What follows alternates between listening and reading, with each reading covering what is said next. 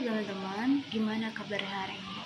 Jadi, kita akan membahas mengenai terminologi anatomi, struktur, dan juga klasifikasi tulang.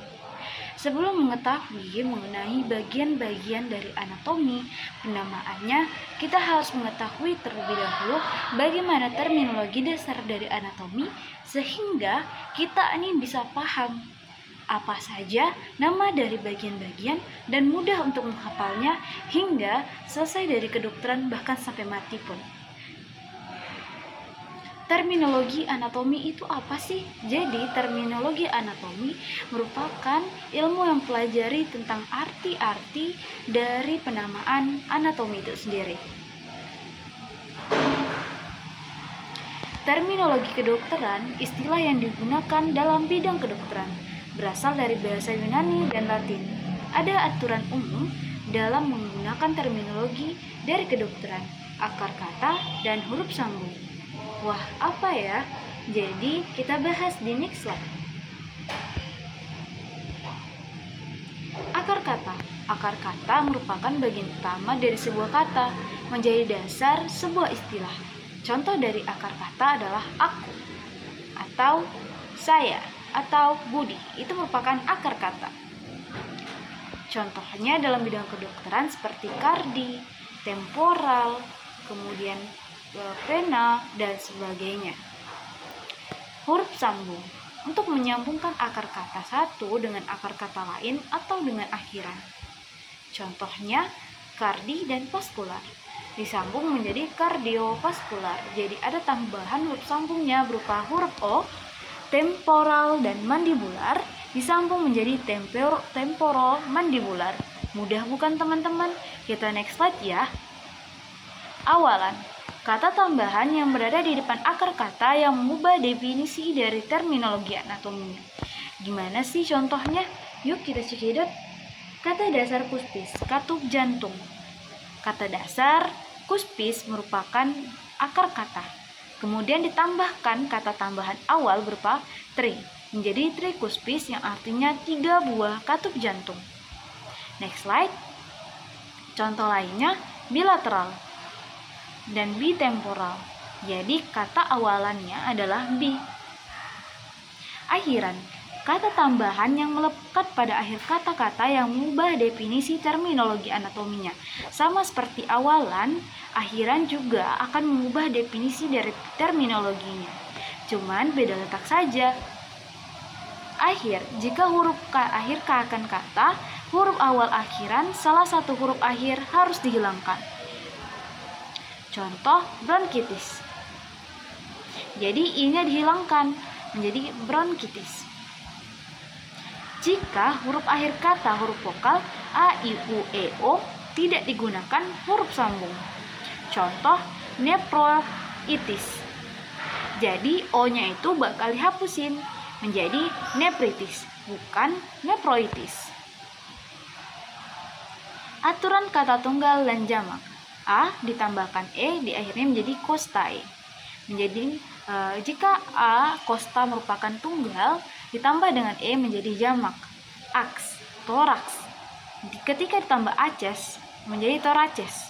Dan selanjutnya seperti appendix menjadi appendices, calyx menjadi calyces, kemudian sarkoma menjadi sarkomata, kemudian metastasis menjadi metastasis, ganglion menjadi ganglia, nukleus menjadi nuklei, opum menjadi opa, ies menjadi biopsies, dan palax menjadi phalanges. Next slide ya teman-teman. Terminologi bentuk. Jadi ada beberapa terminologi. Salah satunya ada terminologi bentuk.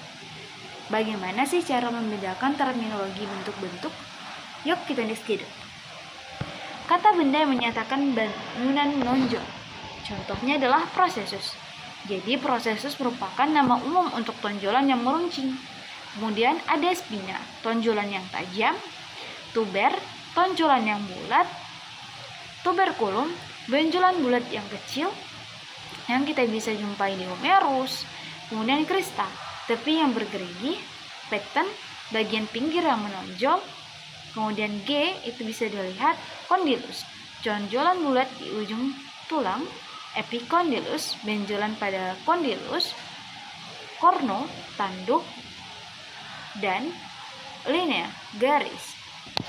Jadi masing-masing dari terminologi bentuk itu memiliki kata yang berbeda antara satu dan lainnya.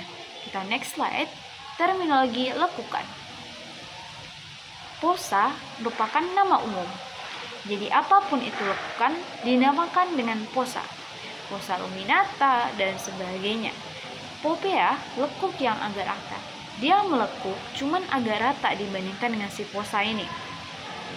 Bisa dilihat seperti Popea centralis. Kemudian sulcus. Sulcus merupakan bentuk dari alur. Jadi seperti ada alur yang memanjang.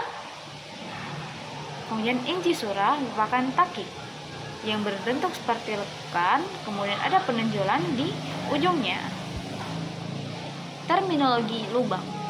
Kata benda yang menyatakan lubang, saluran, dan ruangan. Foramen merupakan lubang. Fisura merupakan celah seperti fisura mediana anterior yang berada di vertebra. Apertura merupakan pintu. Kanalis saluran. Ductus pembuluh. Meatus liang yang berada di telinga. Capung rongga, dan selula ruang berisi udara. Untuk dari foramen bisa dilihat dari vertebra. Kemudian fossa bisa dilihat, popea bisa dilihat dari yang D, popea. Kemudian yang C merupakan apertura, yang D merupakan kanalis, yang E merupakan ductus lacrimalis, kemudian yang F merupakan meatus ataupun liang, kemudian yang G adalah capung, dan yang H adalah selula yang berada di dekat sinus. Posisi anatomi. Posisi anatomi teman-teman bisa lihat, jadi tubuh mengarah ke depan, tangan mengarah ke depan, kemudian agak sedikit dibuka, dan kaki juga agak sedikit dibuka. Bagian depan merupakan bagian anterior, bagian belakang merupakan bagian posterior.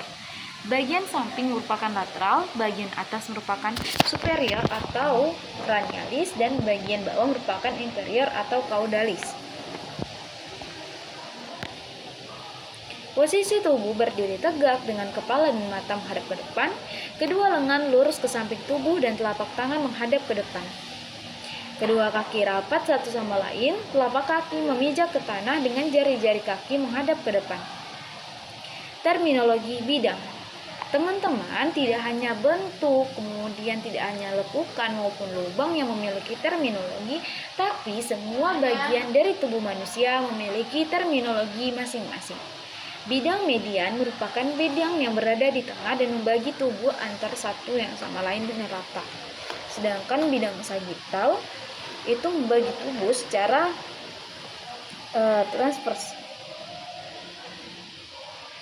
Kemudian bidang frontal membagi tubuh antara di depan atau secara koronal atau secara transversal, dan bidang transversal sendiri antara bagi superior dan inferior dari tubuh di tengah-tengah umbilikus.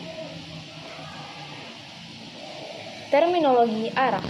Superficial lebih di permukaan, intermedia di antara, profunda lebih dalam, superior arah atas, cephalic arah kepala, cranial arah cranium, inferior arah bawah, caudal arah ekor, anterior ventral arah depan, posterior dorsal arah belakang, dextra arah kanan, sinistra arah kiri, proksimal mendekati sumbu tubuh, dan distal menjauhi sumbu tubuh.